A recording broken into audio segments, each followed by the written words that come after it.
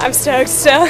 Of course, it's hard when you're that close, but I gave it everything. How often do you have to swing that wide? You know, I think at the NCAA championships, you swing as far as you can.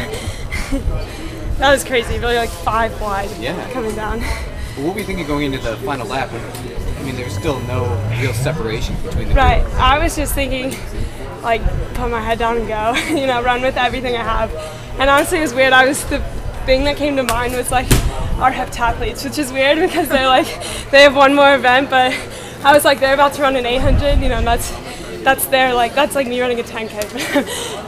And I was just like hurt for them because I know they're hurting for me right now.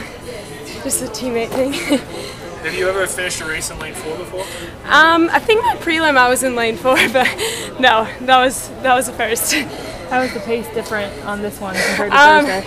It was a lot slower, but we definitely picked it up. The last 600 was a lot faster, but I had kind of had an idea of what the race was going to look like, and it looked nothing like my idea. So you never know what's going to happen out there. What was your idea?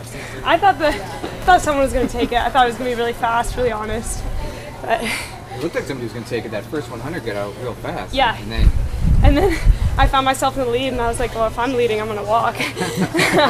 I'm a kicker. I don't want it fast. Did you think you had it at the line? I didn't know. I knew I was either first or second, and so I went over to Jamie and just looked at the board with her. And it was her name. I mean, I'm still happy for her, but yeah, so I had no idea. What was the feeling when you saw her name coming first? Disappointment, but I gave it everything I had. Yeah. So how did you prepare for this one coming off of Thursday?